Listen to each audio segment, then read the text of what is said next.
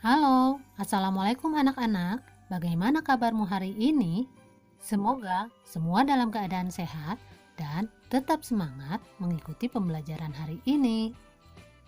Pada pembelajaran hari ini, kita akan membahas pengaruh sistem tanam paksa pada pemerintahan kolonial Belanda. Anak-anak, coba kalian perhatikan gambar tanaman ekspor dari Indonesia berikut ini. Pada masa penjajahan abad 19, tanaman tersebut merupakan komoditas utama ekspor Indonesia.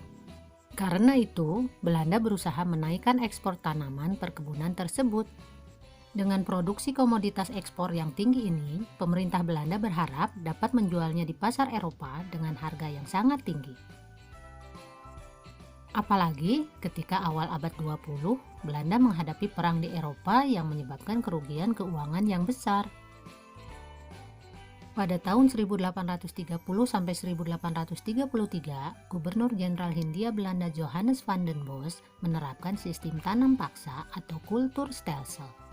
Kebijakan ini diberlakukan akibat Belanda menghadapi kesulitan keuangan akibat Perang Jawa atau Perang Diponegoro dan Perang Belgia. Tanam paksa adalah kewajiban petani menyerahkan sebagian tanahnya untuk ditanami tanaman yang laku di pasaran internasional. Tanaman-tanaman ini kemudian harus dijual kepada Belanda dengan harga tertentu dan tidak boleh ke pihak lain. Cara tanam paksa dilaksanakan yaitu dengan meningkatkan produksi tanaman ekspor berupa kopi, tebu, nila, tembakau, kayu manis, kina, dan teh, terutama di Pulau Jawa dengan alasan pertama, tanahnya subur, yang kedua, iklimnya cocok untuk budidaya tanaman ekspor, dan yang ketiga, tersedia tenaga kerja yang banyak dan murah. Tanam paksa bertujuan untuk pertama, memasukkan uang ke kas negara sehingga semua hutang dapat dilunasi dan keperluan pemerintah terpenuhi termasuk biaya perang. Yang kedua, program Van den Bos pada saat menjadi Gubernur Jenderal Hindia Belanda pada tahun 1830. Yang ketiga, menghapus sistem sewa tanah karena dianggap sulit dan tidak efisien. Yang keempat, sistem tanaman bebas diganti sistem tanam wajib dengan jenis tanaman yang ditentukan.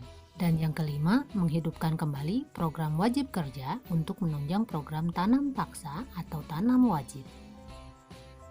Aturan-aturan dalam tanam paksa antara lain, pertama, persetujuan-persetujuan akan diadakan dengan penduduk agar mereka menyediakan sebagian dari tanahnya untuk penanaman tanaman ekspor yang dapat dijual di pasaran Eropa.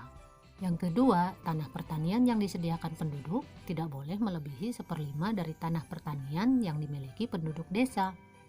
Yang ketiga, pekerjaan yang diperlukan untuk menanam tanaman tersebut tidak boleh melebihi pekerjaan untuk menanam tanaman padi. Selanjutnya yang keempat, tanah yang disediakan penduduk tersebut bebas dari pajak tanah. Yang kelima, hasil dari tanaman tersebut diserahkan kepada pemerintah Hindia Belanda. Jika harganya ditaksir melebihi pajak tanah yang harus dibayar rakyat, maka kelebihan itu diberikan kepada penduduk. Yang keenam, kegagalan panen yang bukan karena kesalahan petani akan menjadi tanggungan pemerintah. Dan yang terakhir, bagi yang tidak memiliki tanah akan dipekerjakan pada perkebunan atau pabrik-pabrik milik pemerintah selama 65 hari setiap tahun. Secara umum, jika kita perhatikan, peraturan ini tidak terlihat terlalu memberatkan dan merugikan bagi rakyat. Namun, kenyataannya penerapan tanam paksa di Indonesia saat itu tidak seindah peraturan-peraturan ini. Penyimpangan-penyimpangan aturan tanam paksa. Yang pertama, perjanjian tanam paksa seharusnya dilakukan dengan sukarela, akan tetapi dalam pelaksanaannya dilakukan dengan cara-cara paksaan. Luas tanah yang disediakan penduduk lebih dari 1/5 tanah mereka. Seringkali tanah tersebut 1/3 bahkan semua tanah desa digunakan untuk tanam paksa. Yang ketiga, pengerjaan tanaman-tanaman ekspor seringkali jauh melebihi pengerjaan tanaman padi, sehingga tanah pertanian mereka sendiri terbengkalai dan tidak bisa hidup subsisten. Yang keempat, pajak tanah masih dikenakan pada tanah yang digunakan untuk proyek tanam paksa. Yang kelima, kelebihan hasil panen setelah diperhitungkan dengan pajak tidak dikembalikan kepada petani. Yang keenam, kegagalan panen justru menjadi tanggung jawab petani dan Belanda berlepas tangan. Dan yang terakhir, buruh yang seharusnya dibayar oleh pemerintah dijadikan tenaga kerja paksaan. Berdasarkan penyimpangan peraturan tersebut, kita dapat menarik kesimpulan bahwa terdapat praktik kecurangan dari pemerintah kolonial Belanda. Kebijakan yang seharusnya tidak terlalu memberatkan Indonesia justru menjadi sangat memberatkan. Bagaimana dampak negatif tanam paksa terhadap Indonesia? Pertama, meningkatnya tingkat kemiskinan karena terjadi kerja paksa, pembelian komoditas pada harga yang sangat murah, dan beban pajak yang tinggi. Yang kedua, menyebabkan penderitaan fisik dan mental yang berkepanjangan. Yang ketiga, mengurangi produktivitas dan luas lahan yang digunakan untuk tanaman padi, penghasil makanan bagi masyarakat sekitar. Yang keempat, angka kematian yang tinggi disebabkan oleh kelaparan dan kondisi hidup yang kurang baik. Dan yang terakhir, lunturnya semangat gotong royong yang digantikan dengan semangat mencari upah dan mendapatkan bayaran atau kompensasi. Sedangkan dampak positif tanam paksa terhadap Indonesia, pertama, rakyat Indonesia, terutama golongan elit, mulai mengenal kegiatan ekonomi pasar bukan hanya subsisten. Dan yang kedua, rakyat Indonesia mengenal tanaman-tanaman serta teknik menanam tanaman yang baru.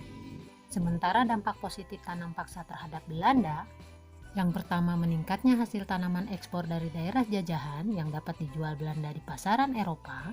Yang kedua, perusahaan pelayaran Belanda mendapat keuntungan yang sangat besar dari monopoli perdagangan hasil tanam paksa.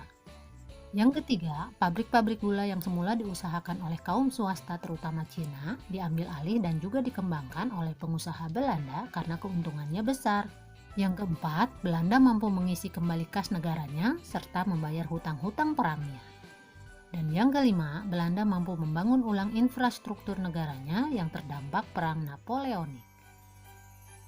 Sistem ini membuat banyak pihak bersimpati dan mengecam praktik tanam paksa. Mereka menuntut agar tanam paksa dihapuskan.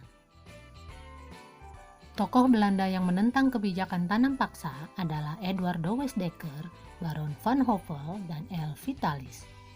Sehingga pada tahun 1870 sistem tanam paksa akhirnya dihapuskan. Titik puncak berakhirnya sistem tanam paksa di Indonesia adalah dengan dikeluarkannya pertama Undang-Undang Pokok Agraria tahun 1870 yang mengatur tentang prinsip-prinsip politik tanah di negeri jajahan. Dan yang kedua, Undang-Undang Gula yang berisi larangan mengangkut tebu keluar dari Indonesia.